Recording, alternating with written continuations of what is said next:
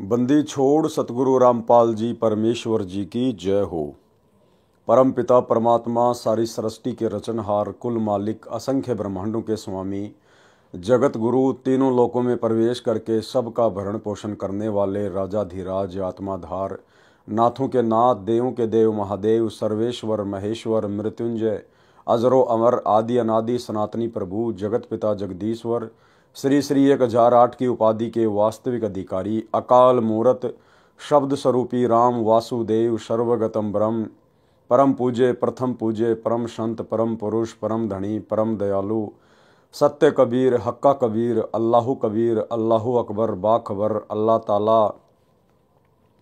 जगत के तारणहार जगत के मुक्तिदाता जगत के जगन्नाथ हारे के सहारे हिंदुओं के राम मुसलमानों के अल्लाह सिखों के वाहिगुरु ईसाइयों के मसीह दया के सागर दयानिधि करुणा के सागर करुणानिधि स्वयंभू परिभू संकट मोचन कष्ट हरण मंगल करण दुख भंजन अविगत कबीर निर्विकार निर्विषम परमात्मा अलय अलेख सतगुरु आदि अनादि सतगुरु असली मर्यादा पुरुषोत्तम असली राम असली कृष्ण असली घनश्याम असली मुरारी राजाओं के राजा महाराजाओं के महाराजा शहंशाहों के शहंशाह सम्राटों के सम्राट भगवानों के भगवान अल्लाहों के अल्लाह प्रभुओं के प्रभु मसीहाओं के मसीह सच्चे वाहिगुरु बाबाओं के बाबा पीरों के पीर सेठों के सेठ जगत सेठ सावड़सा सेठ सर्वगुण संपन्न अनंत कोटि कलाओं के स्वामी अनंत कोटि ब्रह्मांडों के नायक योगियों में महायोगी ध्यानियों में महाध्यानी सिद्धों में परम सिद्ध ज्ञानियों में तत्वज्ञानी ब्रह्म ज्ञानी महाज्ञानी परम ज्ञानी सर्वश्रेष्ठ ज्ञानी विज्ञानी युवा कबीर समरथ कबीर असमवात अमित ओजा सच्चे रहनुमा करीम अल्लाह सुभान अल्लाह दुनिया के अंतिम पैगंबर 8 सितंबर 1951 से गांव धनाना जिला सोनीपत हरियाणा भारतवर्ष की पावन भूमि पे प्रकट रियल कल्कि भगवान श्री नारायण साकार हरि श्री बाबा साहेब शब्द स्वरूपी राम संत श्रोमणी सतगुरु रामपाल जी परमेश्वर जी के चरण कमल में साध संगति से जुड़े हुए आपरम सभी देश विदेश से सत्सेवक भाई बहनों का अनंत कोटि दंडवत प्रणाम। सत्साई भाई और बहनों, दया पूज्य गुरुदेव भगवान की सतगुरु रामपाल जी परमेश्वर जी की सारी सृष्टि के रचनहार की भाई और बहनों, इस कलयुग की पिछली पीढ़ी में साध संगति से जुड़कर गुरुदेव भगवान के विशेष आशीर्वाद से आप और हम सभी सत्सेवक आत्माएं अपनी आत्मा के कल्याणार्थ हेतु भक्ति मार्ग पर मोक्ष प्राप्ति के लिए निरंतर आगे की ओर बढ़ रही हैं। भाई और बहनों, पूज्य गुरुदेव भगवान की आप और हम सभी आत्माओं पर विशेष कृपा है रजा है जो गुरुदेव ने हमें भक्ति मार्ग के ट्रेनिंग सेंटर साध संगति से जोड़ा हुआ है। साध संगति से जुड़कर हमें भक्ति मार्ग से संबंधित गहरी गहरी जानकारियां प्राप्त हो रही हैं। आप और हमारा विश्वास अपने ही गुरु को इष्ट मानकर दिन प्रतिदिन उनके चरणों में बढ़ता ही जा रहा है। तो भाई और बहनों, पूज्य गुरुदेव जी के कर कमल से लिखित पवित्र पुस्तक मुक्ति बोध के ऊपर वीडियो बनाने की श्रृंखला जारी है। इसी श्रृंखला में आज हमारा ये 22वें नंबर का वीडियो है। प्रत्येक वीडियो में सतगुरुदेव भगवान के आशीर्वाद से हमें भक्ति मार्ग से संबंधित बहुत कुछ बातें सीखने और समझने को मिलती हैं। तो चलिए आज के वीडियो में आगे बढ़ते हैं। पवित्र ग्रंथ मुक्ति बोध पेज नंबर 239 दुर्वासा तथा अम्बरीश की कथा का सारांश। यानी हमने पिछले एपिसोड में वीडियो नंबर 21 में दुर्वासा ऋषि और राजा अम्बरीश के विषय में जो कथा सुनी, अब उस कथा का सारांश क्या है। संत गरीबदास जी ने वाणी में बताया है कि गरीब डेरे डांडे खुश रहो खुसरे लहन मोक्ष ध्रुव प्रहलाद उधर गए फिर डेरे में क्या दोष। अर्थात जो साधक घर त्याग कर कर्म सन्यासी होकर साधना करते हैं। कर्म सन्यासी क्या होता है? जो हर प्रकार के काम धंधों से सामाजिक और पारिवारिक जिम्मेदारियों से अपने आप को मुक्त मान लेता है, जो एकांत में जाके साधना करता है, उसको कहते हैं कर्म सन्यासी। एक होता है कर्म योगी, यानी अपना जो कार्य है जो जिम्मेदारियां हैं जो कर्म है उनको करते करते घर में रह के भक्ति करना, उसको कहते हैं कर्म योगी। जो साधक घर त्याग कर कर्म सन्यासी होकर साधना करते हैं, ब्रह्मचारी रहे हैं तथा वन में ही निवास करते हैं, वे मानते हैं कि परमात्मा ऐसे ही प्राप्त होता है। सामान्य व्यक्ति की धारणा भी यही होती है कि परमात्मा की प्राप्ति तो उन्हीं को होती है जो घर त्याग कर मोह माया को छोड़कर जंगल में चला जाता है। इसका समाधान इस वाणी में संत गरीबदास जी ने किया है। कहा है कि अपने डेरे यानी घर, डांडे यानी घेर वह स्थान होता था जिसमें किसान लोग पशु बांधते थे तथा उसमें केवल पुरुष निवास करते थे। घर में केवल स्त्रियां निवास करती थी। मेल फीमेल का भिन्न स्थान बनाया जाता था। जो कुंवारे पुरुष होते थे यानी जो बैचलर होते थे वे अपने घेर में ही रहा करते थे। जो विवाहित होते थे यानी जो मैरिड होते थे वे ही रात्रि में अपनी पत्नियों के पास जा सकते थे। इसलिए कहा है कि अपने घर या घेर में खुशी के साथ रहो। यदि ब्रह्मचारी जीवन बिताने मात्र से मुक्ति मिले तो खुसरे यानी हिजड़े मुक्त क्यों नहीं होते जो जन्मजात ब्रह्मचारी हैं।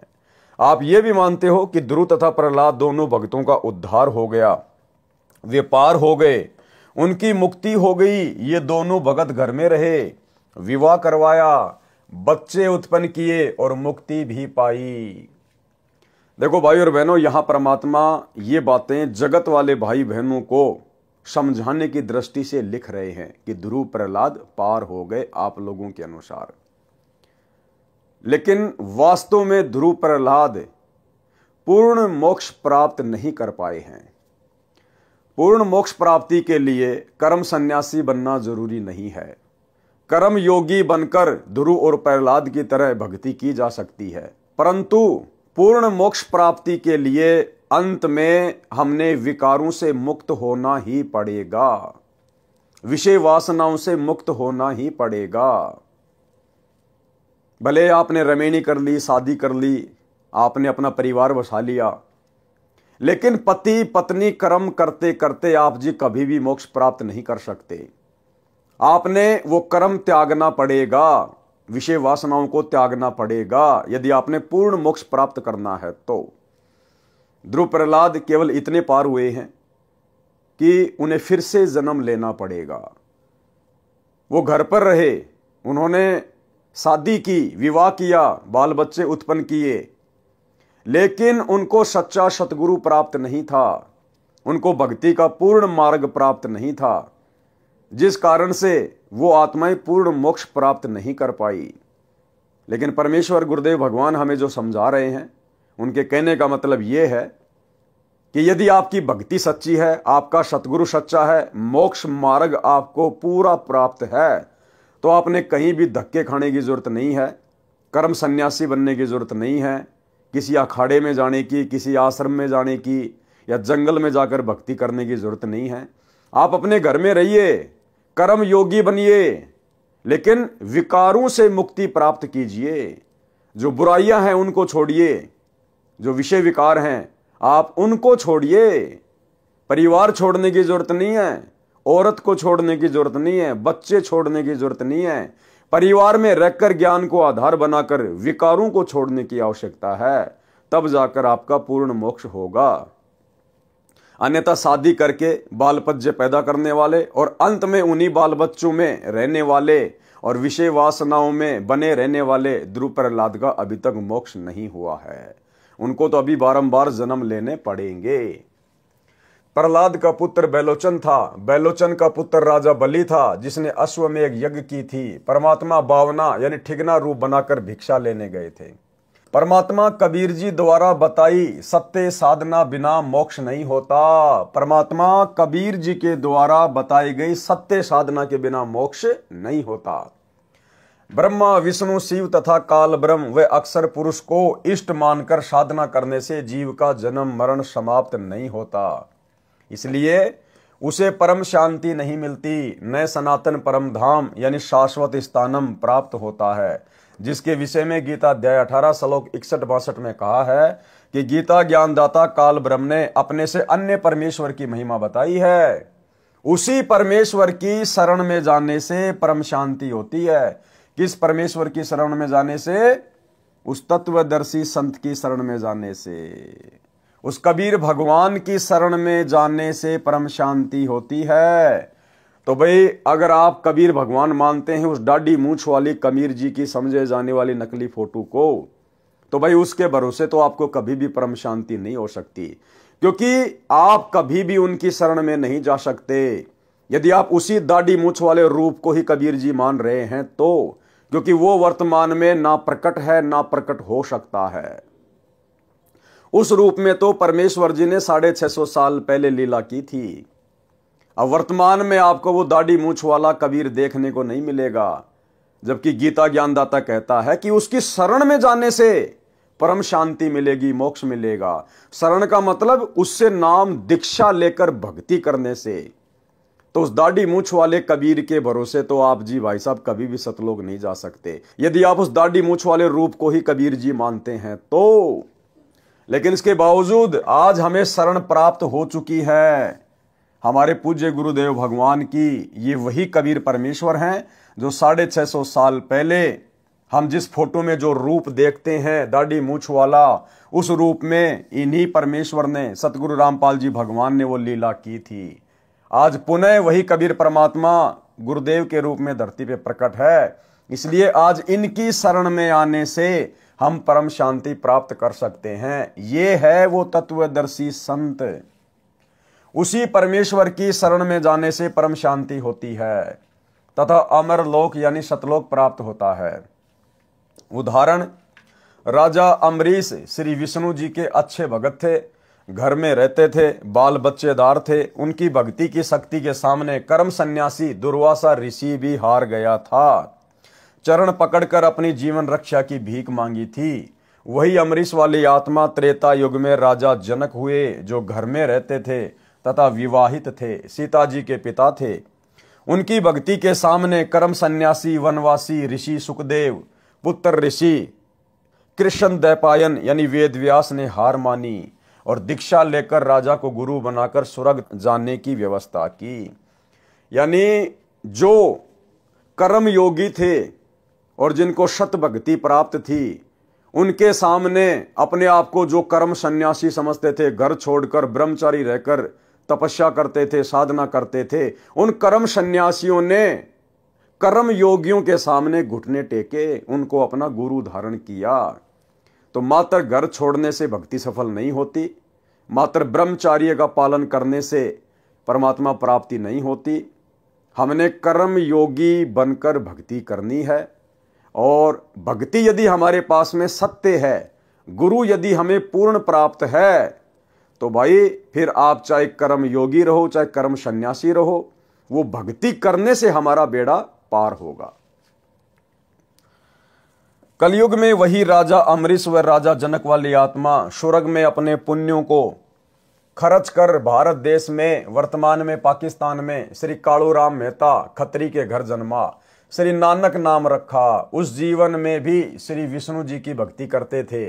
परमेश्वर कबीर जी उनको बेई नदी के किनारे मिले, यथार्थ आध्यात्मिक ज्ञान बताया, सतलोक लेकर गए, अपनी यथार्थ स्थिति तथा शक्ति से परिचित करवाया, ब्रह्मा विष्णु तथा शिव व ब्रह्म का अस्तित्व दिखाया, फिर वापस छोड़ा। तब श्री नानक जी ने काशी यानी बनारस शहर में जाकर कबीर सतगुरु से सतनाम की दीक्षा लेकर जन्म मरण से छुटकारा पाया, परम शांति प्राप्त की, सनातन परम धाम यानी सचखंड प्राप्त किया। भाइयों और बहनों, ये जो लेख है, ये लेख परमात्मा जगत वाले भाई बहनों के हिसाब से लिख रहे हैं, क्योंकि इन पुस्तकों को आने वाले समय में पूरा विश्व पढ़ेगा। तो किसी को कोई शंका ना हो जाए कि कबीर परमात्मा की भक्ति से मोक्ष नहीं होता। लेकिन जब हम उनकी शरण में आ जाएंगे, यानी जब हम पूज्य गुरुदेव जी की शरण में आ जाएंगे और हम इनके तत्व ज्ञान को समझने लग जाएंगे, तो हमारी नजर में ये लेख कुछ अलग ही अर्थ लेकर आएगा।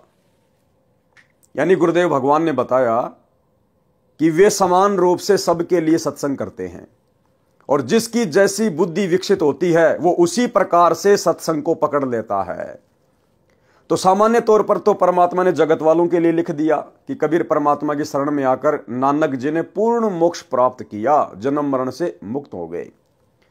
लेकिन इन्हीं वाणियों को अब आप और हम दूसरे तरीके से समझेंगे कि वास्तव में गुरुदेव ये लेख किस आधार से लिख रहे हैं और किस आत्मा को क्या समझाना चाहते हैं।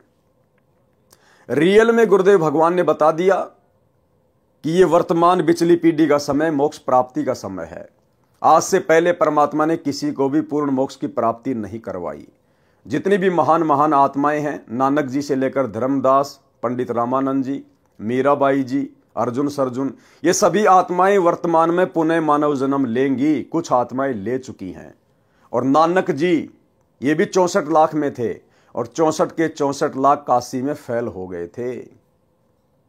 और गुरुदेव ने 74 नंबर का जो विशेष संदेश है हिसार जेल से आया हुआ, उसमें बिल्कुल क्लियर कर दिया है कि नानक जी को वर्तमान में मनुष्य जन्म मिल चुका है। आपको कल के 21 नंबर के पार्ट में भी वो क्लिप दिखाई थी, सुनाई थी, एक बार फिर से सुन लीजिए। परमेश्वर ने नानक जी के सभी जन्मों का उल्लेख किया है कि सतयुग में राजा अमरीश था, त्रेता में राजा जनक बना और फिर बाबा नानक के रूप में जन्मा। और अगर अब उसको नाम नहीं मिलता, परमात्मा की शरण में नहीं आता, तो फिर 84 में जाता। तो इस सत्संग को ध्यान से सुनिए, आपको क्लियर हो जाएगा कि वर्तमान में नानक वाली आत्मा सतगुरु रामपाल जी की शरण में आ चुकी है और उपदेश लेकर अपनी सत भक्ति कर रही है। सुनिए। 3 लोक का राज जय जीव को कोई दे, लाख बधाई क्या करे जय नहीं नाम थे नहीं। जैसे राजा अमरीश राजा थे और वो भक्ति ना करी तो करनी चाहिए थी, मर गया, राज छूट गया। कोई पुण्य शेष रह रहे थे, फिर राजा जनक बन गया, भक्ति से फिर बाबा नानक बन गया। अरीब जब नाम ना मिलता तो 84 में जाते और फिर ये जीवन भी ऐसे नष्ट हो जाता। अरीब जब नाम ना मिलता तो 84 में जाते और फिर ये जीवन भी ऐसे नष्ट हो जाता। अरीब जब नाम ना मिलता तो 84 में जाते और फिर ये जीवन भी ऐसे नष्ट हो जाता। तो भाइयों और बहनों, समझदार को तो संकेत ही काफी होता है। परमात्मा के सत्संगों में पहली कक्षा से लेकर पीएचडी तक का ज्ञान होता है। जिस आत्मा की जैसे जैसे बुद्धि विकसित होती चली जाएगी, उन सत्संगों का उसी हिसाब से अर्थ निकालती चली जाएगी।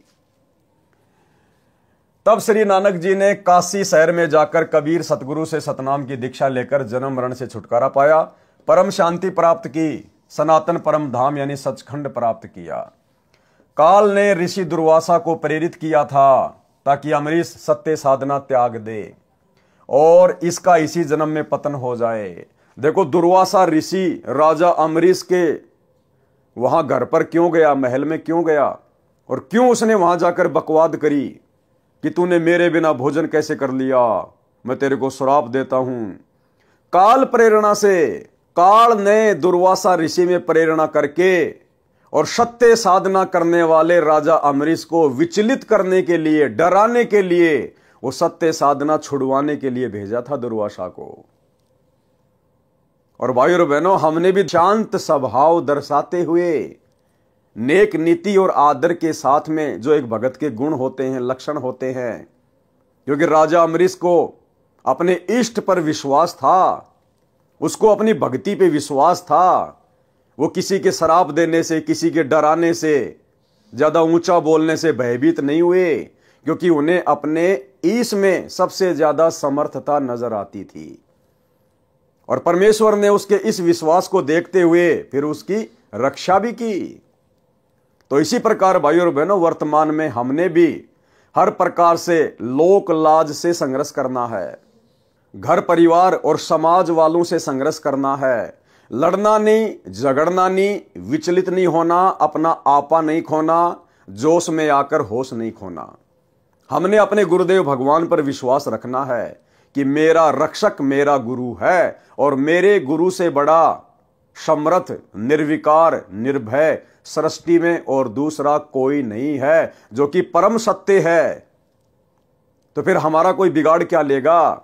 दुनिया चाहे कितना ही क्यों ना भोके, अगर हम इस भक्ति रूपी हाथी पे बैठे हैं, हमें विश्वास है, तो फिर कुत्ते चाहे कितना ही भोके, समाज चाहे कितना ही भोके, रिश्तेदार कितना ही भोके, अनुपदेशी आपको कितना ही भयभीत करें, वे हमारा कुछ भी नहीं बिगाड़ पाएंगे। काल ने ऋषि दुर्वासा को प्रेरित किया था ताकि अमरीश सत्य साधना त्याग दे और इसका इसी जन्म में पतन हो जाए, यानी बेड़ा गर्क हो जाए। परमात्मा कबीर जी ने राजा अमरीश की सत्य साधना की रक्षा की। काल नहीं चाहता कि जीव सत्य साधना करे। पारक के अंक की वाणी नंबर 185 से 192 में गरीब बंजारे के बैल ज्यों फिरे देश परदेश, जिनके संग न साथ हूँ जगत दिखावे भेष। यानी जो पाखंडी हैं, सत्य साधना करते नहीं है, देश विदेश में मांगते फिरते हैं, मान बढ़ाई के भूखे हैं, परमात्मा कहते मैं उनके साथ में नहीं हूं। गरीब आजिज मेरे आसरे, मैं आजिज के पास। आजिज यानी जो मेरा प्यारा भगत है वो तो मेरे आसरे रहेगा। क्या कहते हैं गुरुदेव? जो मेरा प्यारा भगत है वो तो मेरे आसरे रहेगा, और मैं आजिज के पास, और मैं उस प्यारी आत्मा के सदा साथ में, सदा पास में रहता हूं। गैल गैल लाग्या फिरूं जब लग धरणी आकाश। गरीब नारद से साधु सती, अति ज्ञाता परवीन, एक पलक में बह गए मन में बाकी मलिन। गरीब दुर्वासा अमरीश कह गए ज्ञान गुण डार, चरण कंवल शिक्षा लई तुम ईश्वर प्राण उधार। गरीब बख्शो प्राण दया करो, पीठ लगाओ हाथ, उर मेरे में ठंडी होए शीतल कीजिए गात। गरीब अमरीश मैं कहता हाँ बिहन से बदन खुलाश, तुम ऋषि मेरे प्राण हो मैं हूं तुम्हारा दास। यानी दुर्वासा ऋषि ने इतनी बदसलूकी की राजा अमरीश के साथ में, उसके बावजूद भी राजा अमरीश ऋषि दुर्वासा से नाराज नहीं हुए और कहा कि मैं तो आपका दास हूं, जैसा आपने किया वैसा परिणाम आपको मिल गया। गरीब चक्र सुदर्शन शीस धरी, दीजो भक्ति की आन, मैं चेरा चरणा रहूं बख्शो मेरे प्राण। और वर्तमान में क्या हो रहा है भाई और बहनों? वर्तमान में भगत ये तत्व ज्ञान लेकर, छोटी छोटी बातों को लेकर एक दूसरे के साथ में इस कदर राग द्वेष ईर्ष्या में उलझे पड़े हैं कि पता नहीं जैसे कोई मेरे जन्म जन्मों का शत्रु है, जन्म जन्मों का शत्रु। अरे भैया, अगर आप किसी भगत के विचारों से सहमत नहीं हैं, अगर किसी भगत ने आपके साथ में धोखा कर दिया, छल कपट कर दिया, तो भैया आप उस भगत को छोड़िए ना। आप परमात्मा की मर्यादाओं को क्यों तोड़ रहे हैं? आप परमात्मा के सत्संग रूपी विधान के खिलाफ क्यों उसके साथ ऐसा व्यवहार कर रहे हैं? अगर आपको लगता है कि इस भगत से मेरे विचार मेल नहीं खाते हैं, तो उस भगत से बातचीत बंद कर दीजिए, मिलना जुलना बंद कर दीजिए। फिर लग जाएंगे उसके पीछे काले कुत्ते की तरह मोबाइल में वीडियो बनाने में, पंपलेट बनाने में, वो ऐसा ये ऐसा, वो ठग है, वो ये है, फिर अपने और ज्यादा वो क्रम फोड़ता है। राजा अमरीश से शिक्षा लेनी चाहिए ऐसे बुद्धिहीन भक्तों को। अरे दुर्वासा ऋषि ने तो राजा अम्बरीश को मारने के लिए चक्र सुदर्शन छोड़ दिया था, उसके बावजूद भी राजा अम्बरीश ने उसको यही कहा कि मैं तो आपका दास हूं, आप तो मेरे लिए आदरणीय हैं, आपको तो केवल आपके कर्म मिले हैं, मैं क्या कर सकता हूं इसमें। यानी राजा अम्बरीश ने अपने मन में दुर्वासा ऋषि के प्रति कोई वैर भाव पैदा नहीं किया। तो भाई और बहनों, आज हमें तो तत्व ज्ञान मिल गया है, और ये तत्व ज्ञान मिलने के बाद भी ज्यादातर भगत छोटी छोटी बातों को लेकर आपस में राग द्वेष ईर्ष्या में फंसे हुए हैं। भाई कैसे परमात्मा प्राप्त करेंगे? गरीब चक्र सुदर्शन पकड़ कर अमरीश बैठाए, दुर्वासा पर मेहर करी चलो भक्ति के भाई। सरलार्थ, परमात्मा ने कहा है कि मेरा सिद्धांत है कि जो हरियाई गाय की तरह इधर उधर दुनिया को ठगते फिरते हैं, मैं उनके साथ नहीं हूं। क्या विधान बताया गुरुदेव ने? कि मेरा विधान है कि जो हरियाई गाय की तरह इधर उधर भटकते रहते हैं, दुनिया को ठगते रहते हैं। हरियाई गाय क्या होती है? हरियाई गाय उसको कहते हैं जो फसल खाने के लिए कभी किसी के खेत में चली जाए, कभी किसी के खेत में चली जाए, एक जगह वो टिकती नहीं है। और उस हरियाई गाय के गले में एक लकड़ी बांध दिया करते थे मोटी सी, ताकि वो ज्यादा तेज ना दौड़ सके, इधर उधर ना जा सके। अगर वो ज्यादा चलेगी तो लकड़ी उसके घुटनों पे लगती थी। तो हरियाई गाय की तरह परमात्मा कहते हैं जो भगत इधर उधर भटकते हैं, जैसे इन सतलोक आश्रमों में, क्योंकि आज हमारे गुरुदेव भगवान तो बैठे हुए हिसार जेल में, और संगत 90% संगत उस हरियाई गाय की तरह लड्डू जलेबी बर्फी के चक्कर में, जैसे वो गाय हरा हरा चारा चरने के चक्कर में दूसरों के खेतों में दौड़ा करती थी, ठीक इसी प्रकार वर्तमान में हमारे भगत भाई बहन जो साध संगति से नहीं जुड़े हुए हैं, जो गुरुदेव के ज्ञान को आधार बनाकर भक्ति नहीं कर रहे हैं, उस हरियाई गाय की तरह कभी सतलोक आश्रम धनाना में, कभी सतलोक आश्रम सोजत में, कभी सतलोक आश्रम शामली में लड्डू जलेबी बर्फी के चक्कर में भटकते रहते हैं। तो परमात्मा कहते हैं ऐसे भक्तों के साथ मैं नहीं रहता। अरे भैया, ऐसी भक्ति करो, ऐसे भाव पैदा करो, मर्यादाओं में रहो कि मजबूरन परमात्मा ने आपके पास आना पड़े। चलो इन आश्रमों में अगर गुरुदेव भगवान होते फिर तो आप चाहे लाख बार जाओ, लेकिन आपको अच्छे से पता है कि गुरुदेव भगवान शरीर रूप में हिसार जेल में बैठे हैं और शब्द रूप में तो वे हर जगह हैं, आपके घर पर भी हैं। अगर आप मर्यादित हैं तो, शत भक्ति कर रहे हैं तो फिर आपको हरियाई गाय की तरह इन आश्रमों में धक्के खाने की, लाडू जलेबी बर्फी के चक्कर में क्या आवश्यकता पड़ गई। परमात्मा ने कहा है कि मेरा सिद्धांत है कि जो हरियाई गाय की तरह इधर उधर दुनिया को ठगते फिरते हैं, मैं उनके साथ नहीं हूं। वे जगत में साधु वेश बनाकर प्रभावित करके काल जाल में डालते हैं। यानी परमात्मा हमें सांसारिक तौर पर जो नकली पाखंडी धर्मगुरु हैं उनके लिए भी समझा रहे हैं, और भक्ति मार्ग में भी आप और हमने ज्ञान को आधार बनाकर इन शब्दों का अर्थ समझना पड़ेगा। यह नहीं है कि परमात्मा केवल एक ही चीज पे टारगेट करते हैं, परमेश्वर एक तीर से अनेकों शिकार करते हैं। तो इस भक्ति में आने के बाद भी जो हरियाई गाय की तरह जिनकी आदत बनी हुई है, उन भाई बहनों के लिए भी परमात्मा का संकेत है। जो मेरा आजीज यानी प्रिय भगत है, मैं उसके सदा साथ रहता हूं, उसके पीछे पीछे लगा रहता हूं जब तक धरती आकाश है। तो फिर हमने आज गुरुजी की गैर हाजिरी में इन सतलोक आश्रमों में धक्के खाने की क्या जरूरत है, जब परमात्मा कह रहे कि गैल गैल लाग्या फिरूं जब तक धरती आकाश, जो जन मेरी शरण है ताका हूं मैं दास। तो आप तो गुरुजी की शरण में है ना, आपने तो नाम ले लिया ना, फिर गुरुजी की गैर हाजिरी में आप इन आश्रमों में क्यों भटक रहे हैं भाई। परमात्मा तो कह रहे हैं ऐसी आत्माओं के तो मैं पीछे पीछे भटकता हूं, और आप लोग सतगुरु मिलने के बाद, उनकी शरण मिलने के बाद, और आपको पता है कि गुरुजी आश्रमों में नहीं है, उसके बावजूद भी आप हरियाई गाय की तरह वहां भटक रहे हैं, धक्के खा रहे हैं, तो वहां परमात्मा नहीं मिलने वाला, इस विधि से भगवान नहीं मिलने वाला। परमात्मा तो कहते हैं अगर तू भक्ति करेगा, मर्यादा में रहेगा, तो मैं तेरे पीछे पीछे भटकूंगा, 24 घंटे छाया की तरह मैं तेरे साथ में रहूंगा। बताओ फिर भगत को भटकने की जरूरत क्या है। जो मेरा आजीज यानी प्रिय भगत है, मैं उसके सदा साथ रहता हूं, गेल गेल यानी पीछे पीछे लगा रहता हूं जब तक धरती तथा आकाश है। इसलिए हम सत्सेवक भाई बहन मर्यादाओं पर ज्यादा जोर देते हैं, गुरु को प्रसन्न करने की तरफ ज्यादा ध्यान देते हैं, ताकि हमें कहीं भटकने की जरूरत ना पड़े और पल पल सतगुरु हमारे साथ में शब्द रूप में रहे। नारद जी साधना करने वन में गए थे, 12 वर्ष साधना करके लौटे तो अपने पिता ब्रह्मा से कहा कि मैंने अपनी इंद्रियों पर काबू पा लिया है। ब्रह्मा जी ने कहा कि अच्छी बात है, परंतु अपनी उपलब्धि को बताना नहीं चाहिए। बिल्कुल भाई और बहनों, सही कहा ब्रह्मा जी ने, लेकिन वर्तमान में आप और हमें तत्व ज्ञान प्राप्त है, लाभ हानि का अच्छे से गुरुदेव ने हमें समझा दिया है।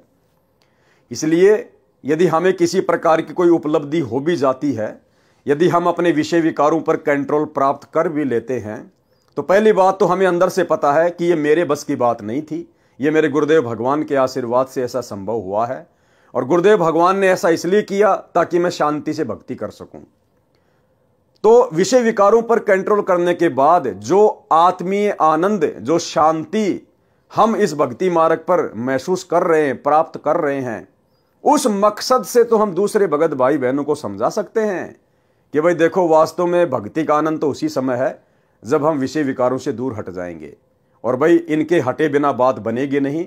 और भाई दास के ऊपर भी गुरुदेव भगवान की विशेष मेहर हुई है, परमात्मा ने इन विषय विकारों से दास को भी दूर कर दिया है भक्ति के लिए।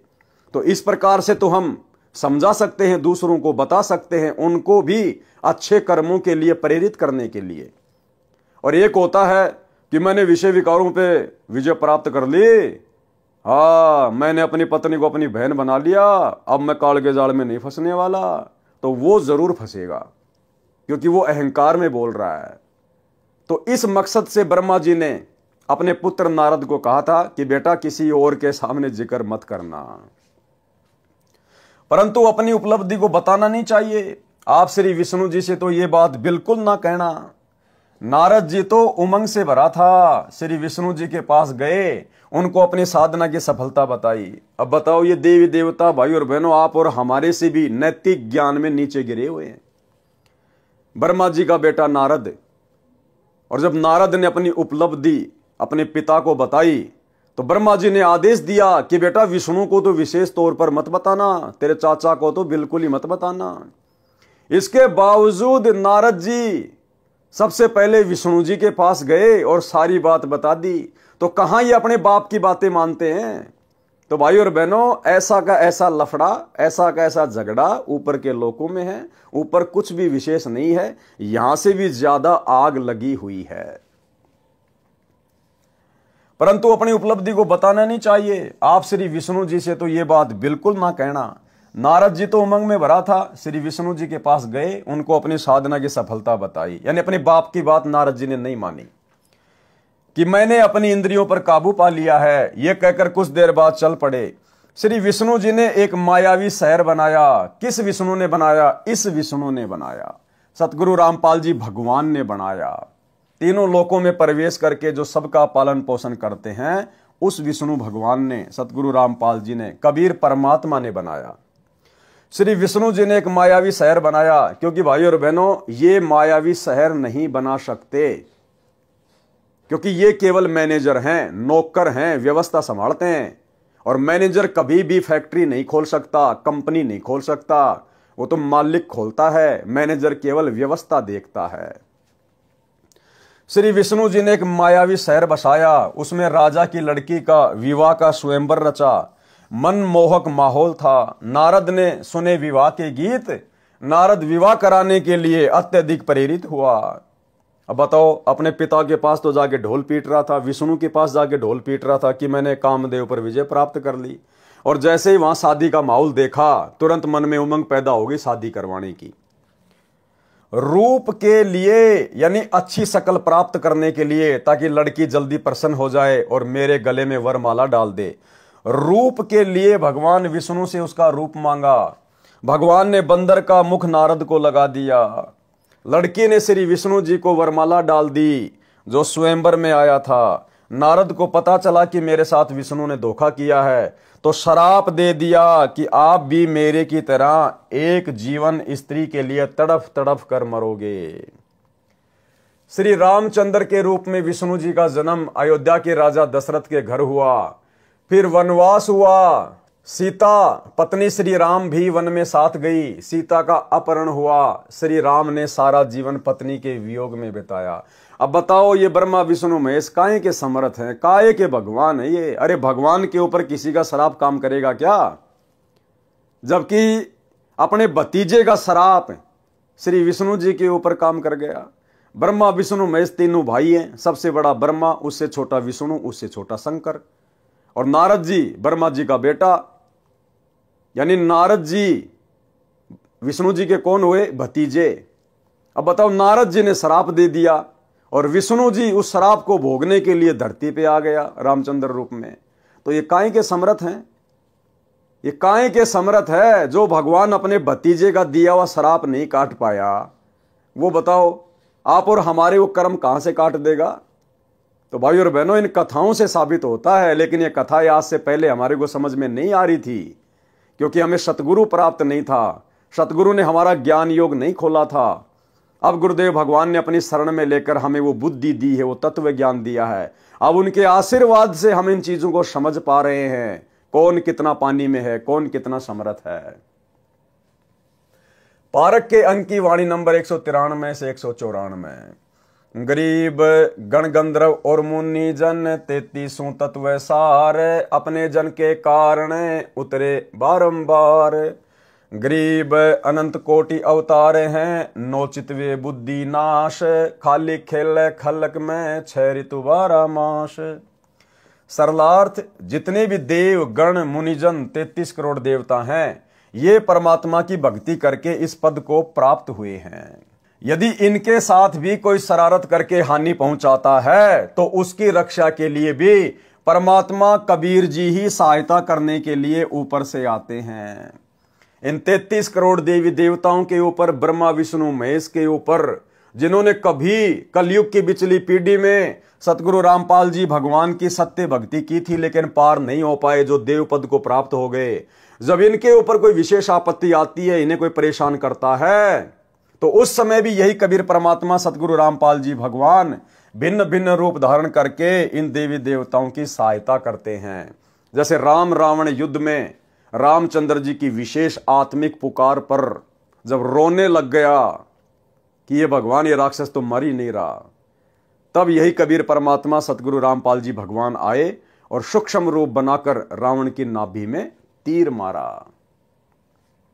यदि इनके साथ भी कोई शरारत करके हानि पहुंचाता है तो उसकी रक्षा के लिए भी परमात्मा कबीर जी ही सहायता करने ऊपर से आते हैं, अवतरित होते हैं, अवतार धारण करते हैं। वे परमात्मा अपने जन यानी भगत जन के कारण बार बार अवतार लेते हैं।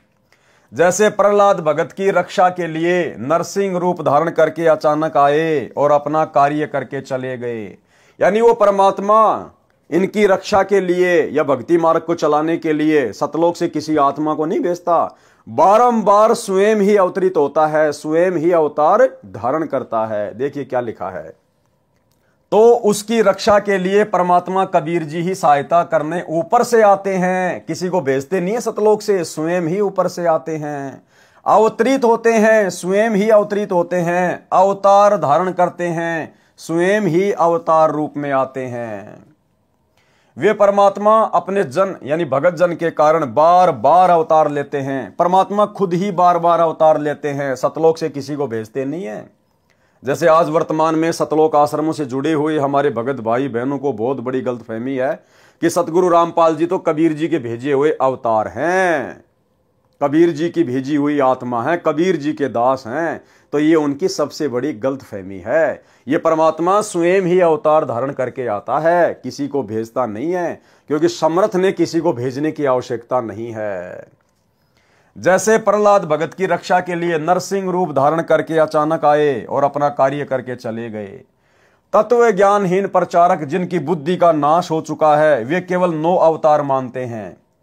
अरे मालिक तो संसार में 6 ऋतु 12 मास यानी सदा लीला करता रहता है। जैसे श्री नानक जी ने भी कहा है कि अंधुला नीच जाति परदेसी मेरा, छिन आवे तिल जावे और जाकी संगत नानक रहंदा क्यों कर मोंडा पावे। अर्थात जुलाहा जाति में प्रकट मेरा परदेसी परमात्मा कबीर एक पल में पृथ्वी पर दिखाई देता है, दूसरे क्षण में ऊपर सचखंड में होता है। बताओ फिर इनको अपना अवतार भेजने की जरूरत क्या है? किसी आत्मा को सतलोक से भेजने की जरूरत क्या है? एक पल में सतलोक में, एक पल में पृथ्वी पर। उस समर्थ परमात्मा कबीर जी की शरण में मैं नानक जी रहता हूं। उनकी था यानी उनका अंत कैसे पाया जा सकता है? भावार्थ है कि परमात्मा के तो अनंत अवतार हो चुके हैं, यानी अनंत बार परमात्मा इस पृथ्वी पर प्रकट हो चुके हैं। वह तो एक पल में पृथ्वी पर और दूसरे पल में सतलोक में आता जाता रहता है, यानी कभी भी प्रकट हो जाता है, कभी भी प्रकट हो जाता है, जैसे कि वर्तमान में प्रकट हैं। और हिसार जेल से जो विशेष संदेश नंबर 75 आया है अभी लेटेस्ट, इसमें गुरुजी ने बिल्कुल क्लियर कर दिया कि वो परमात्मा गरीबदास जी के समय प्रकट हुए और भाई वर्तमान में आपके सामने प्रकट है। पहचान सको तो पहचान लेना। सुनिए सत्संग। तो क्या बताते हैं, उत्तर दक्षिण पूर्व पश्चिम फिरता दाने दाने लो, और सर्व कला सतगुरु साहिब की हरि आए हरियाणे। गरीबदास जी के समय आए तेरी बारे भाई प्रगट सामने थारे, पहचाने जात पहचान लियो। गरीबदास जी के समय आए तेरी बारे भाई प्रगट सामने थारे, पहचाने जात पहचान लियो। गरीबदास जी के समय आए तेरी बारे भाई प्रगट सामने थारे, पहचाने जात पहचान लियो। तो भाई और बहनों, वर्तमान में कौन प्रकट है? कहां है परमात्मा?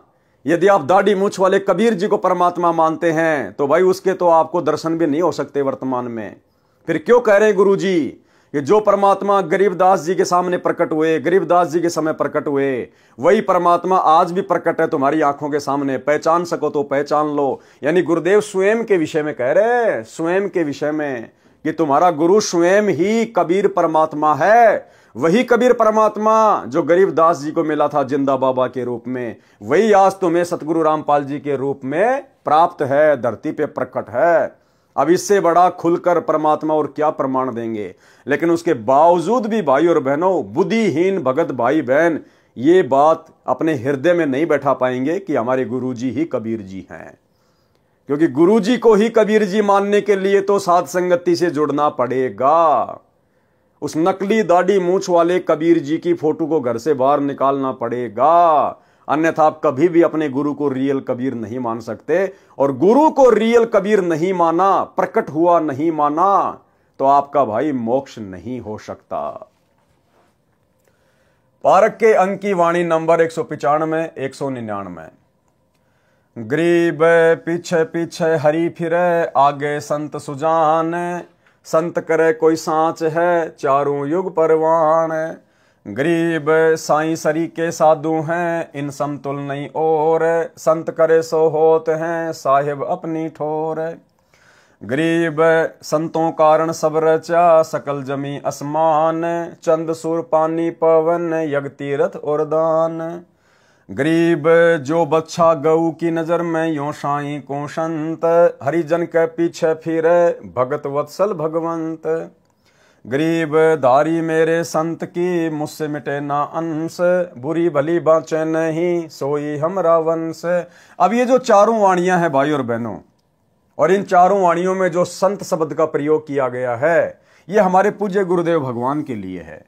यानी ये स्वयं परमात्मा है, लेकिन अपने आप को परमात्मा से भिन्न दर्शाते हुए यहां पर ये वाणियां लिखी गई है, ताकि आप और हम ज्ञान को समझ सकें।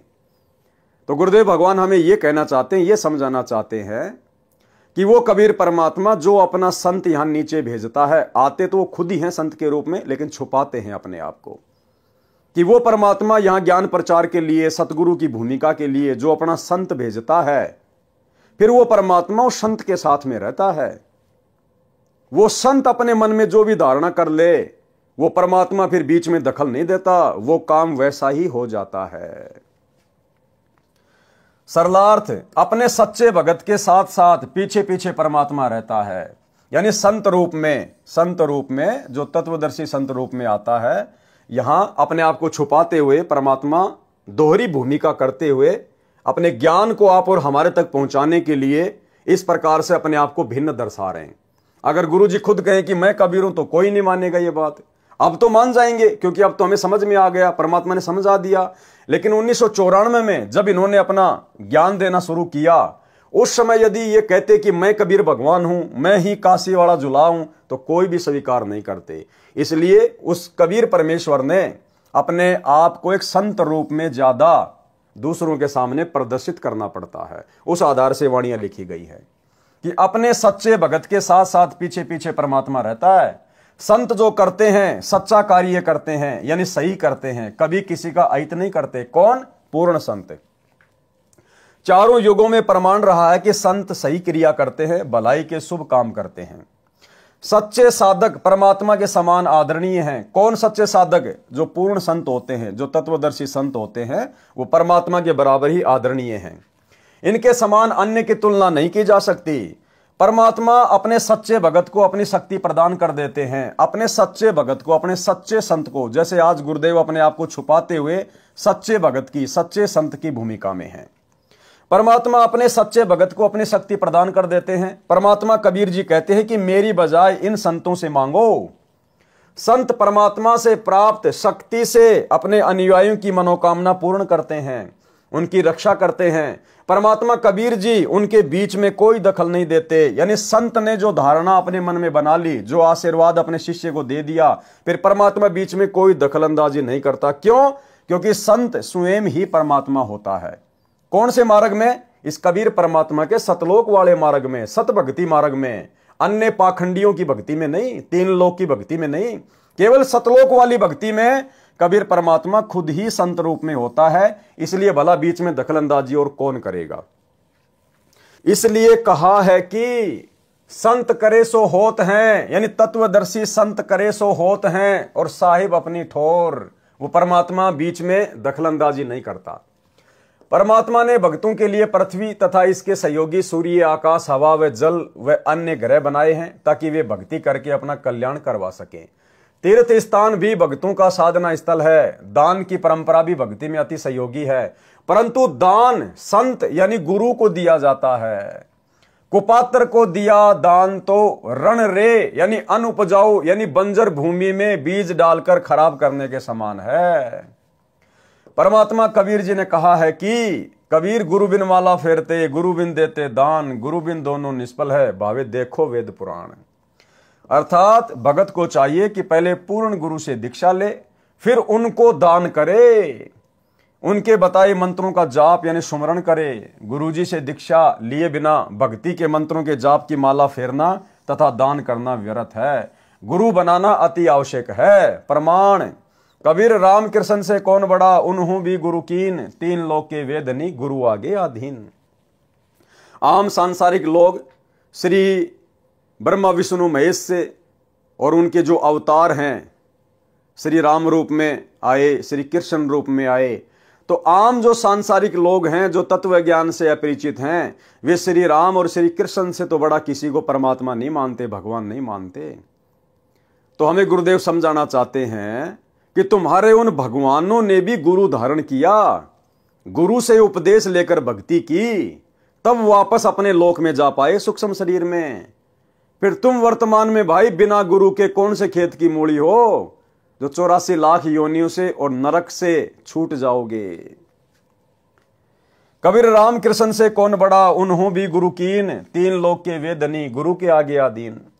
अर्थात पृथ्वी के मानव, स्त्री और पुरुष श्री राम तथा श्री कृष्ण से बड़ा देवता किसी को नहीं मानते। उन दोनों ने गुरु जी से दीक्षा ली, तीन लोक के मालिक होते हुए भी उन्होंने गुरु बनाए। श्री कृष्ण जी ने ऋषि दुर्वासा जी को अध्यात्म गुरु बनाया। ऋषि संदीपनी उनके शिक्षक गुरु थे, यानी श्री कृष्ण जी के दो गुरु थे। एक तो संदीपनी ने केवल उनको अक्षर ज्ञान करवाया था, पढ़ाई लिखाई वाले गुरु थे। दूसरे दुर्वासा ऋषि जिन्होंने आध्यात्मिक ज्ञान की दीक्षा दी। श्री कृष्ण जी ने ऋषि दुर्वासा जी को आध्यात्म गुरु बनाया, ऋषि संदीपनी उनके शिक्षक गुरु थे। श्री रामचंद्र जी ने ऋषि वशिष्ठ जी को गुरु बनाया। वे दोनों त्रिलोकनाथ होते हुए भी अपने अपने गुरु के आगे आधीन भाव से पेश होते थे। फिर आम लोगों की क्या औकात है जो गंगा जी में डुबकी लगाने से, कुंभ में डुबकी लगाने से, किसी तीर्थों पर जाने से, मंदिर मस्जिद में जाने से और वे पाप मुक्त हो जाएंगे या वे उस स्तर की साधना का लाभ उठा पाएंगे? बिल्कुल नहीं। परमात्मा अपने भगत पर निरंतर दृष्टि रखते हैं कि कहीं कोई देव, भूत, पितर, प्रेत, गण, गंधर्व, राक्षस, यक्ष, यमदूत मेरे भगत को हानि ना कर दें। जैसे गाय अपने बच्चे यानी बछड़ी बछड़े पर निरंतर दृष्टि रखती है, चारा चरते समय भी एक आंख बच्चे पर ही लगी रहती है। यदि कोई अन्य पशु उसके बच्चे के निकट आता है तो वह यदि खुली होती है तो दौड़कर उस गैर पशु को टक्कर मारने दौड़ती है। जबकि हमारे गुरुदेव भगवान तो अबंध हैं, अबंध।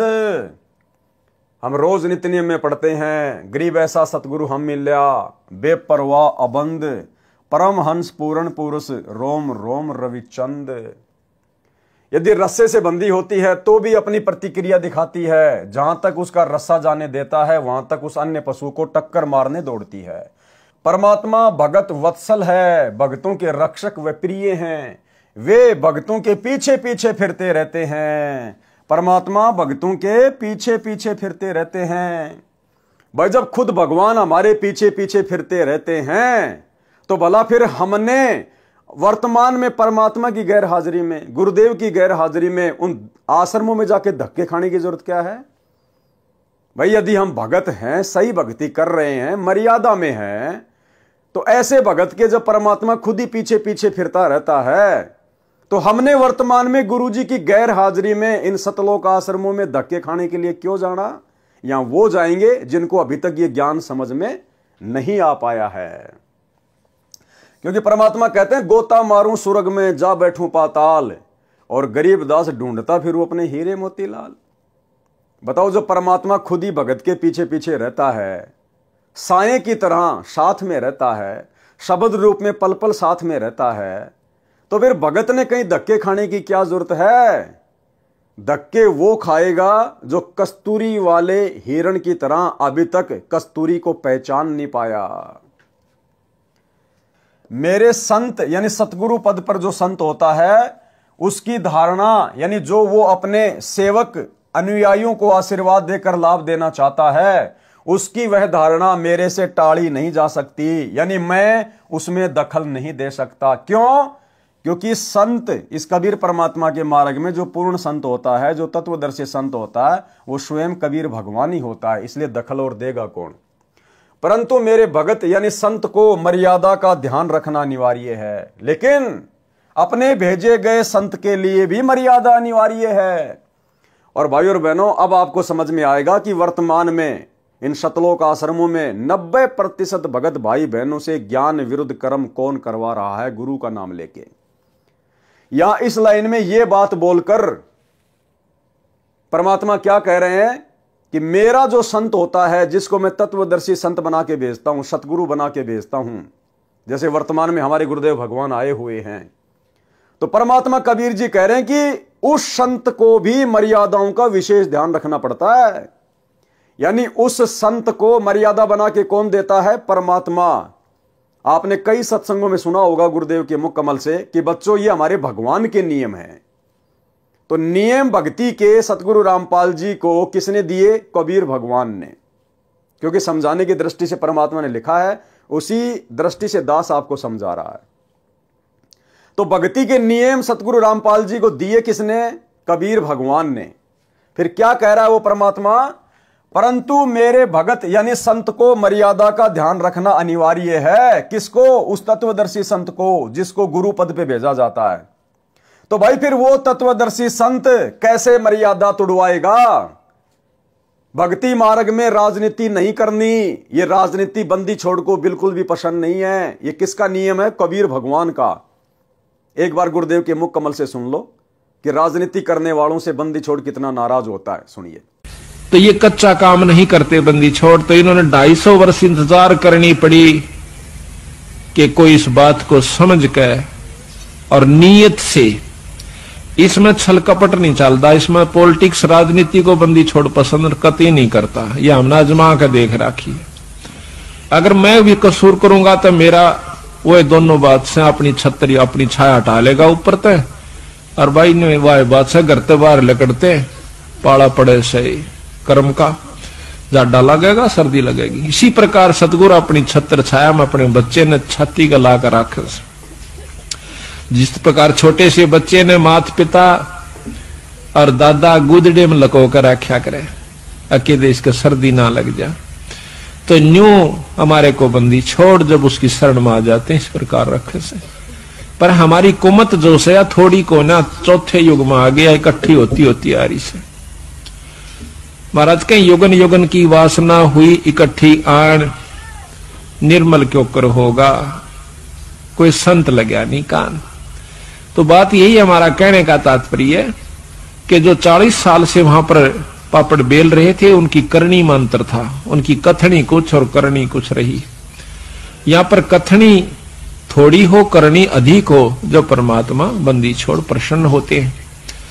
इन सारा बेरा हम सोच क्या रहे हैं, करांगे क्या, हम इस तक के छुपा सकते हैं। जीता दास गीसा पंथ के अंदर गीसा संत का एक परम शिष्य हुआ है। वो कहते हैं अपने गुरु को परमात्मा स्वरूप समझ कर चले, तो वो कहते हैं कि मेरे पर्दे के महरमी पिया जी, अपने गुरु को कहते हैं, और आपसे कहां लको लो जिया जी, पर्दे तक के आप मेरे जानने वाले हो, ये बात तो मैं के छुपा सकता हूं मालिक। तो इस प्रकार हमारा भाव बना रहे कि हम ईश्वर से कुछ नहीं छुपा सकते, वो सारी जानते हैं। तो सतगुरु रामपाल जी को ये राजनीति ना करने का, राजनेताओं के तलवे ना चाटने का, फालतू में राजनेताओं का समर्थन ना करने का ये आदेश किसने दिया? ये नियम किसने बना के दिया? कबीर भगवान ने। उसके बाद गुरुजी ने हमारे को दिया। तो नियम किसका हुआ? भगवान का। और भगवान क्या कह रहा है?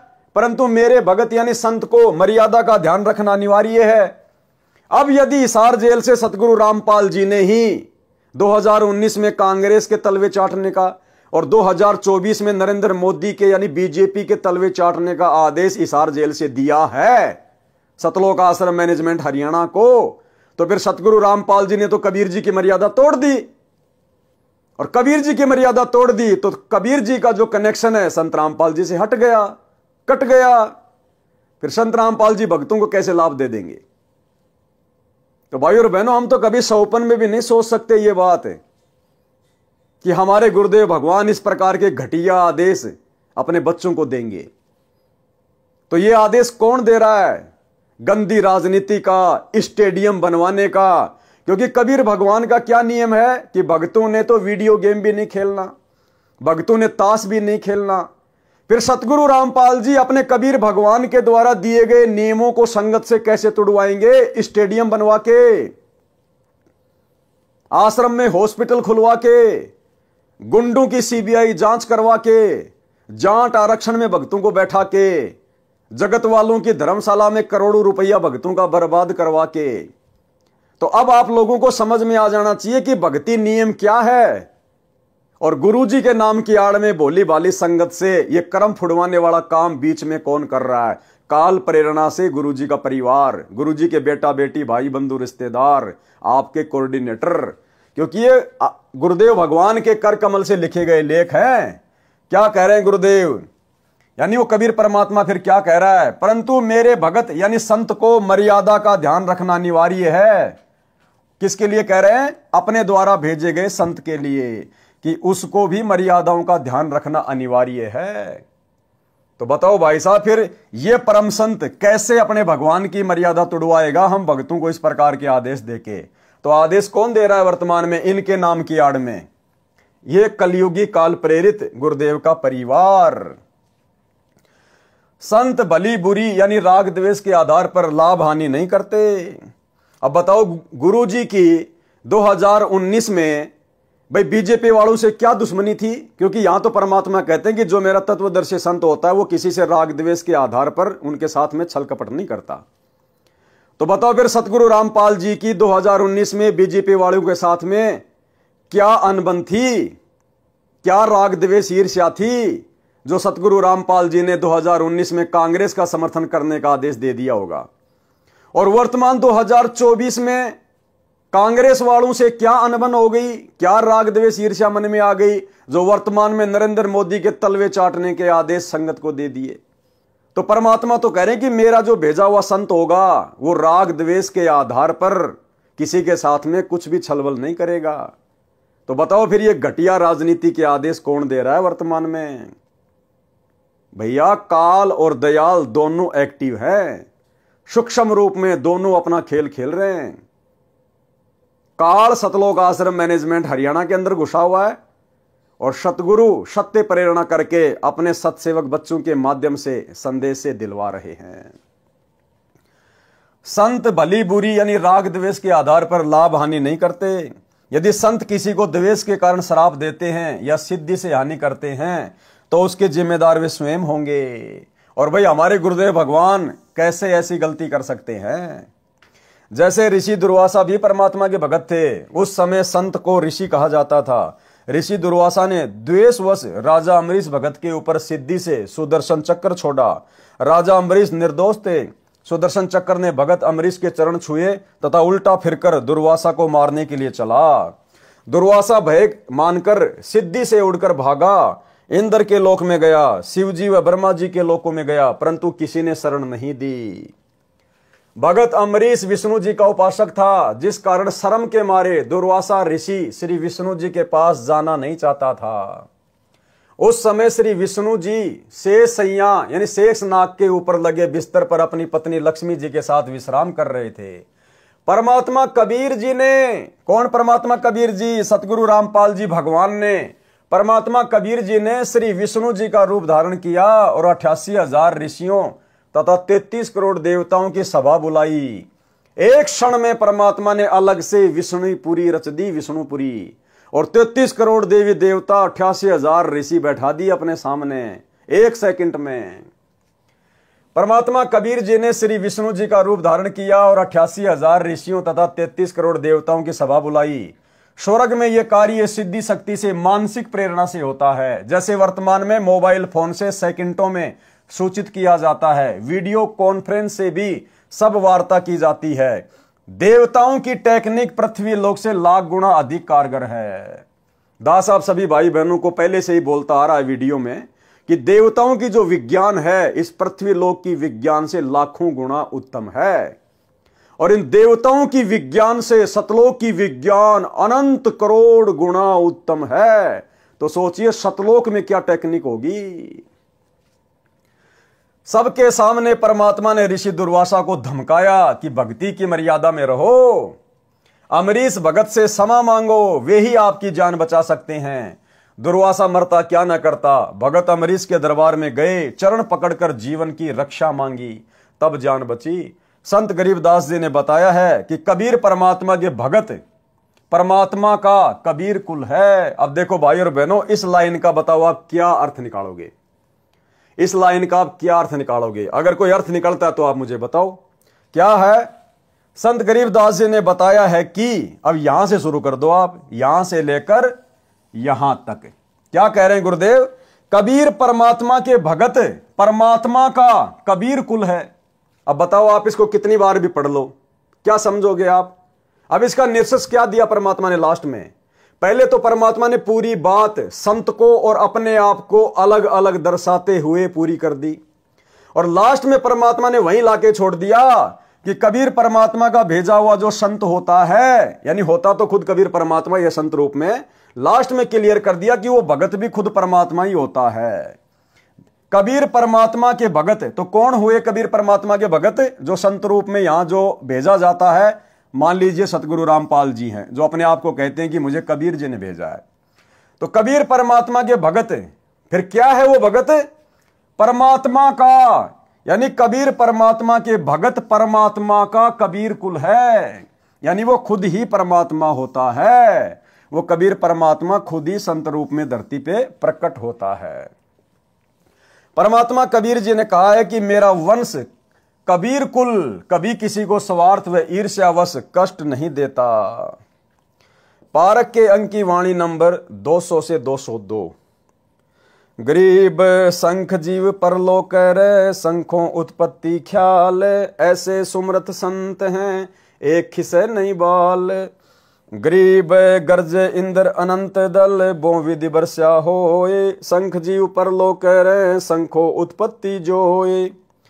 गरीब इच्छा कर मारे नहीं, बिन इच्छा मर जाए, निकामी निज संत हैं जहां नहीं पाप लगाए।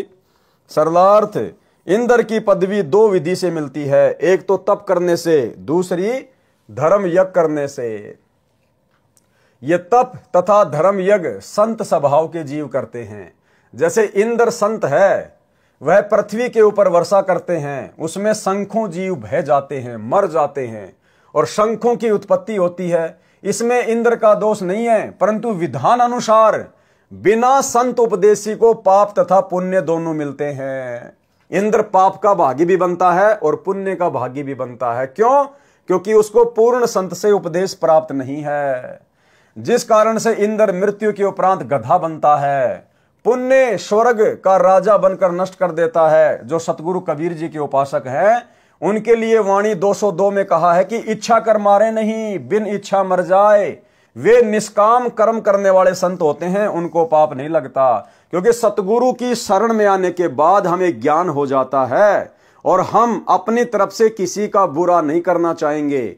हम जानबूझकर किसी को मारना नहीं चाहेंगे, किसी को हानि नहीं करना चाहेंगे, और हमारी इच्छा ना होते हुए यदि कोई हानि हो जाती है तो उसमें फिर वो दोष हमारे ऊपर नहीं होता, क्योंकि हम पूर्ण संत गुरु की शरण में हैं। पारक के अंक की वाणी नंबर 203 से 206। गरीब हद्दी तो छूटे नहीं, कीड़ी बदला दीन। हद्दी कौन? जो काल की हद में है, कहते हैं वो तो छूटते नहीं है, अगर कीड़ी मारी है तो उसका भी बदला देना पड़ेगा। मोहम्मद की बेगम गुश है, काट लिए अंग 3। हजरत मोहम्मद जी के बारे में फिर समझाया गया है कि कैसे उसकी बेगम ने, उसकी औरत ने उसके शरीर के 3 अंग कटवा दिए। गरीब बरसे तरक डोबी दे, त्यारे तीनों लोक, ऐसे हरिजन संत हैं सौदा रोकम रोक। गरीब बेहतर अक्षुणी शैकरी चुणक ऋषिश्वर देख, कपिल सिंहारे सघड़ के लागे पाप अनेक। गरीब 12 कोटि 99 गोरख जनक विदेह है, यो तारे यो डोब दे या मैं नहीं संदेह। सरलार्थ इस वाणी का, गरीब हद्दी तो छूटे नहीं कीड़ी बदला दीन, और मोहम्मद की बेगम गुशे काट लिए अंश 3। इस वाणी में हजरत मोहम्मद जी के विषय में वर्णन है जो माया के ग्रंथ की वाणी नंबर 3 के सरलार्थ में लिखा है, जो इस प्रकार है। हजरत मोहम्मद यानी मुसलमान धर्म का प्रवर्तक एक स्त्री के साथ अवैध संबंध बनाकर पाप के भागी बन गए थे। उनकी पत्नी बड़े घराने से थी। कौन? बेगम खदीजा। उनकी पत्नी बड़े घराने से थी जो बहुत पैसे वाली धनवान थी। उसकी उस क्षेत्र में बहुत चलती थी। धन के प्रभाव से लोग उसकी आज्ञा का पालन करते थे। नौकर भी रखती थी। जब हजरत मोहम्मद दूर क्षेत्र में प्रचार करने जाने लगा तो उसकी पत्नी खदीजा ने कहा था कि किसी अन्य स्त्री के चक्कर में न पड़ना। यदि ये गलती की तो तेरे को सजा दी जाएगी। मोहम्मद ने शर्त स्वीकार कर ली। दूर स्थान पर मुसलमान धर्म का प्रचार करते समय आदि माया की प्रेरित सुंदर स्त्री जो विधवा थी, आदि माया के द्वारा प्रेरित सुंदर स्त्री। इसी प्रकार से जब हम त्रिकुटी पे जाएंगे तो वहां भी दुर्गा के द्वारा प्रेरित की गई जो 72 करोड़ उर्वशियां हैं वो हमें इसी प्रकार से ठगेंगी, हमारा आध्यात्मिक रूप से पतन करने का प्रयास करेंगी।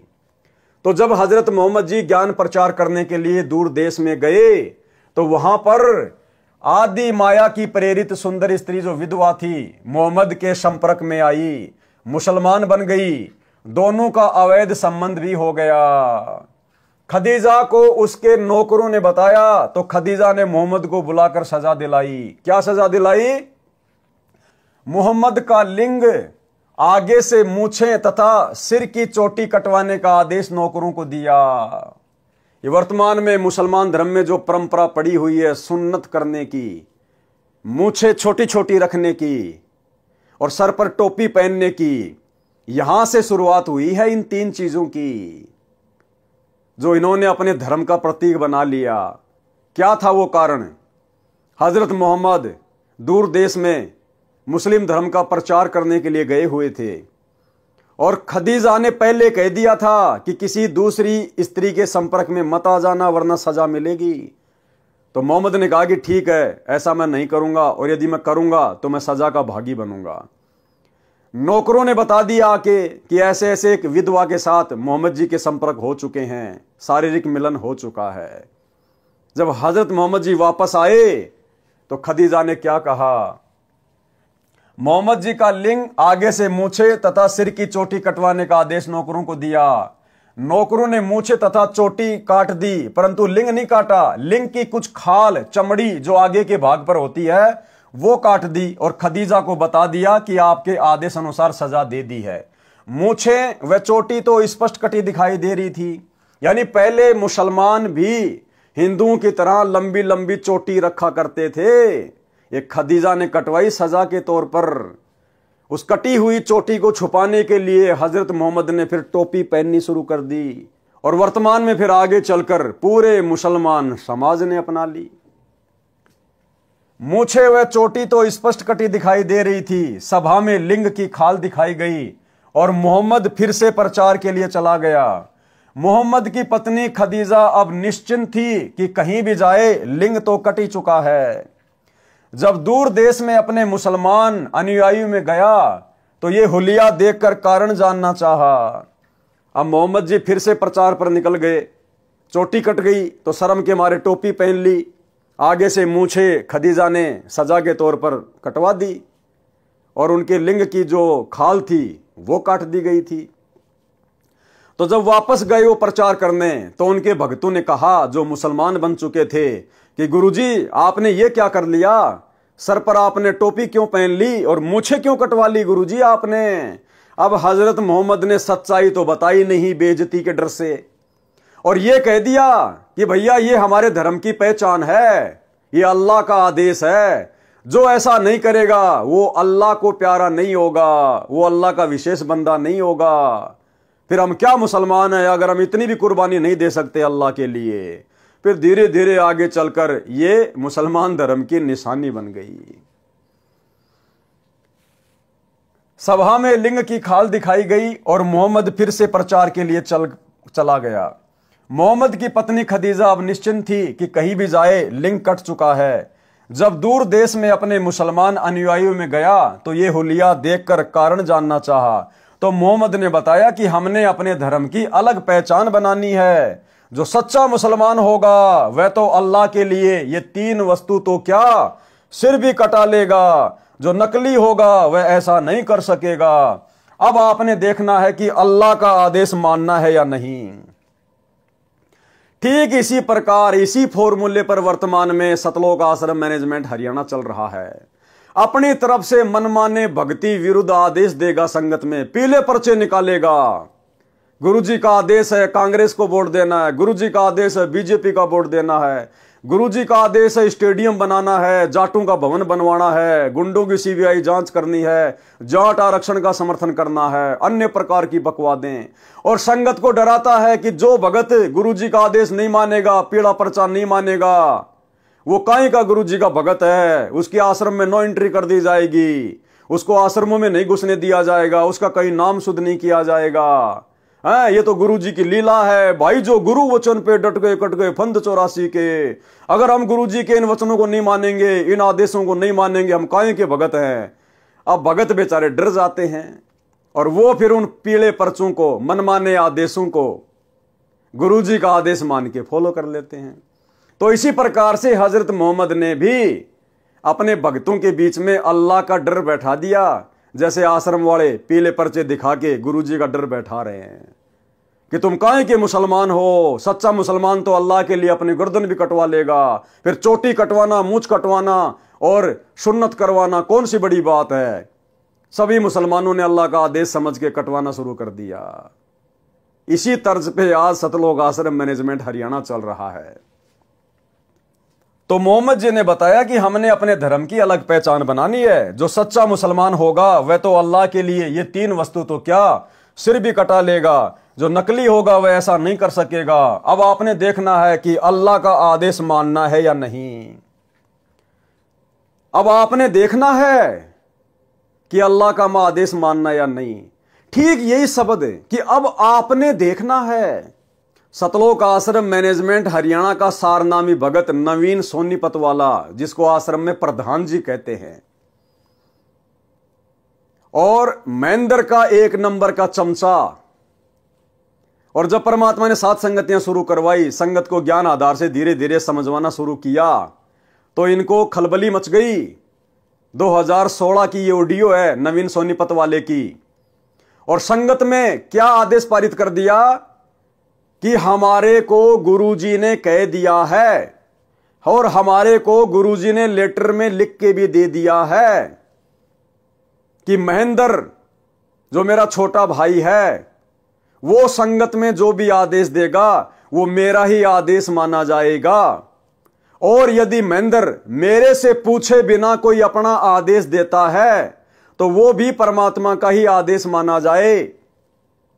तो फिर नवीन सोनीपत वाला कह रहा है कि अब आपने देखना है।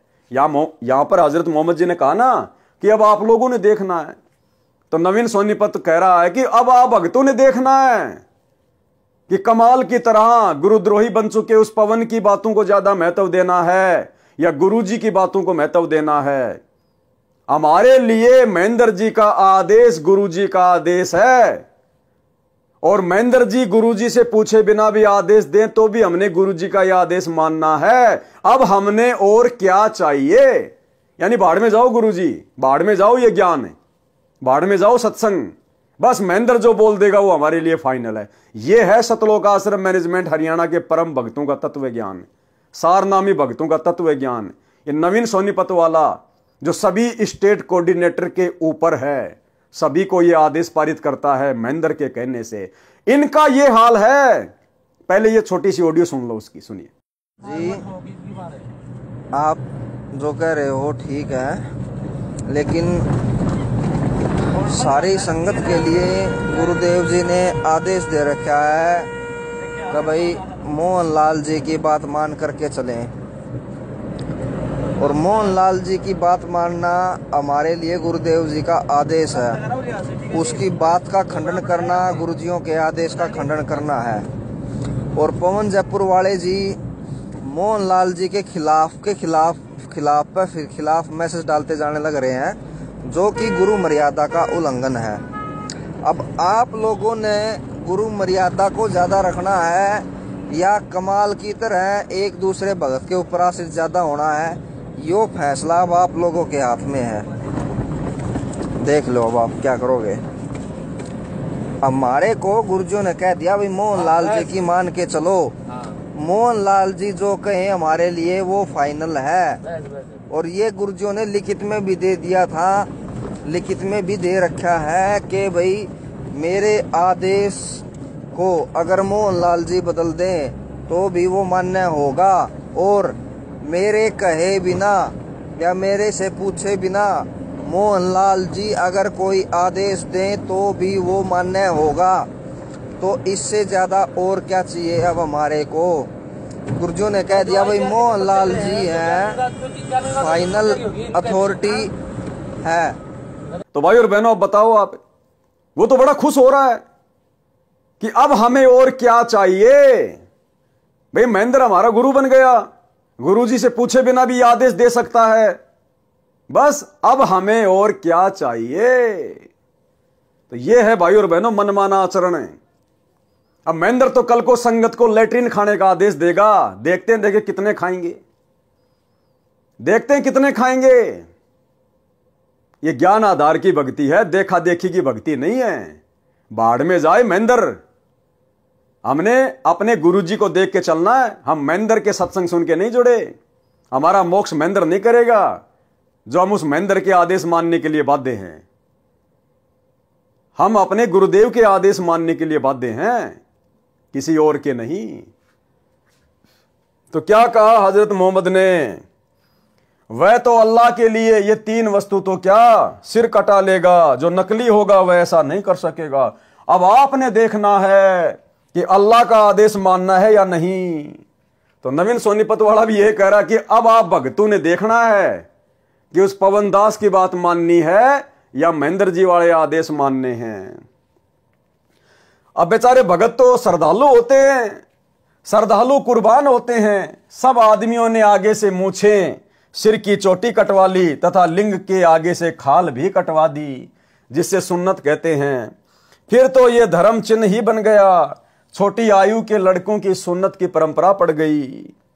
अब परमात्मा कहते हैं चलो भाई तुमने सुन्नत करके लड़के को तो मुसलमान बना दिया, लड़की को कैसे मुसलमान बनाओगे।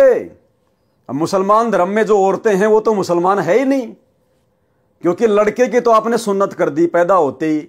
लड़की की कहां से सुन्नत करोगे, ना लड़की के मूछे होती हैं। अब बताओ, ना मुसलमान धर्म में लड़कियां टोपी पहनती हैं, तो मुसलमान धर्म में औरतें तो मुसलमान है ही नहीं फिर।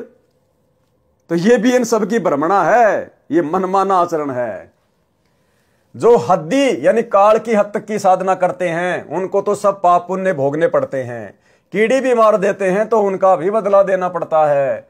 जैसे बारिश में असंख्यों जीव डूब दिए, नष्ट कर दिए, बारिश से असंख्यों उत्पन्न हो गए, असंख्यों को भोजन मिला, यो तारे यानी कल्याण कर देते हैं। ऐसे परमात्मा भक्तजन संत हैं। सौदा रोकम रोक यानी नगदा नगदी है, अर्थात जैसा कर्म करते हैं वैसा फल हाथों हाथ मिलता है। ऋषि चुनक ने मानधाता चक्रवर्ती राजा की बेहतर अक्षौणी सेना को सिद्धि शक्ति से निर्मित 4 पुतलियों यानी परमाणु बम जैसी घातक शक्ति से नष्ट कर दिया था, तथा कपिल मुनि ने राजा सगड़ के 60,000 पुत्रों को सिद्धि से अग्नि बाणों से मार डाला। उनको अनेकों पाप लगे। राजा जनक विदेही 12 करोड़ जीव आत्माओं को नरक से छुड़वाकर स्वर्ग ले गए। राजा जनक के पुण्य कम हुए, पुनर्जन्म श्री नानक जी के रूप में हुआ। गोरखनाथ जी ने 99 करोड़ राजाओं को ज्ञान सुनाकर राज छुड़वाकर भक्ति पर लगाया। गोरखनाथ ने 99 करोड़ राजाओं के राज छुड़वाकर, जैसे गोपीचंद भर्तरी का, ऐसे 99 करोड़ राजाओं के सतयुग से लेकर वर्तमान तक 99 करोड़ राजाओं के राज छुड़वाए। क्योंकि इनमें सिद्धियां होती हैं, ये हर युग में अपना चोला धारण कर लेते हैं। तो 99 करोड़ तो राजाओं को राज छुड़वाकर भक्ति पे लगाया, बाकी आम प्राणी और कितने होंगे। लेकिन देखो भाई और बहनों, ना मोक्ष उस गोरखनाथ का, ना उन राजाओं का। तो आप और हमारा कितना बड़ा सौभाग्य है, हमारा तो तुरंत मोक्ष। गोरखनाथ ने 99 करोड़ राजाओं को ज्ञान सुनाकर राज छुड़वाकर भक्ति पर लगाया था। अब ये बहुत सारे भगत भाई बहन 100-200 ज्ञान गंगा बांट के 2-4 भक्तों को नाम दिलवाकर अपने आप को पता नहीं क्या समझ लेते हैं। ये शिक्षा लेनी चाहिए गोरखनाथ से। 99 करोड़ तो राजाओं को, आप लोग किसी एक एमएलए को तो नाम दिलवा दो आज। अरे राजा यानी प्रधानमंत्री, राजा की तो छोड़ दो, आप अपने गांव के सरपंच को तो नाम दीक्षा दिलवा दो और छुड़वा दो उससे सारे कर्म। असंभव। फिर किस बात का घमंड, किस बात का अहंकार अपने ज्ञान प्रचारक होने का। गोरखनाथ ने 99 करोड़ तो राजाओं को भक्ति पे लगाया था, परंतु मुक्ति दोनों की नहीं हुई, न गोरखनाथ की न राजाओं की। परमात्मा कबीर जी के शरण में श्री नानक जी आए, तब मोक्ष हुआ, तथा गोरखनाथ को भी सतगुरु कबीर जी मिले, उनको सतनाम दिया, वह भी मुक्त नहीं हुए हैं, क्योंकि उनसे सिद्धि से हुई प्रसिद्धि का आनंद छूटा नहीं। सारना मिला नहीं, गोरखनाथ का फिर जन्म होगा, ब्रह्मचारी रहेगा, सतयुग में 1 लाख वर्ष तक दिल्ली का राज करेगा, फिर सन्यास लेगा। तो भाई गोरखनाथ ज्यादा बड़ा या आप और हम ज्यादा बड़े? परमात्मा की शरण में आने के बाद भी, इतना सिद्धि युक्त होने के बावजूद भी गोरखनाथ का भी इस कलयुग की पिछली पीढ़ी में मोक्ष नहीं है। अभी तो वो सतयुग में जन्म लेगा, उसके बाद दिल्ली का राज करेगा 1 लाख वर्ष तक, क्योंकि सतयुग में 70-80 लाख वर्ष तक इंसान की आयु होती है। 1 लाख साल दिल्ली का राज करेगा, फिर बीच में उसको वैराग्य उत्पन्न हो जाएगा, राजपाट को छोड़ के फिर जंगल में चला जाएगा। तो गोरखनाथ बड़ा या आप और हम? इसलिए परमात्मा कहते हैं, गोरख से ज्ञानी घणे, सुखदेव जति जहान, और सीता सी बहुत भारिया, भाई संत दूर स्थान। इस सतगुरु की शरण मिलना अति दुर्लभ है, जो आज आप और हमें प्राप्त हो गई है। तो गोरखनाथ जैसे तो आप और हमारे आसपास भी नहीं हैं? और हम 2 कोड़ी के राजनेताओं की रैलियों में उनके तलवे चाटते हैं, 2 कोड़ी के राजनेताओं का समर्थन करने के लिए उसकी रैलियों में जाते हैं। तो हम भगत कहां समझ पाए अपने आप को? कहां हम अपने सतगुरु को और उनकी भक्ति को समझ पाए? परंतु भक्ति कलयुग के इस समय में ही होगी, यदि पूर्ण सतगुरु मिल गया तो, अन्यथा फिर किसी अन्य जन्म में परमात्मा कबीर जी की विशेष कृपा से ही मोक्ष मिलेगा।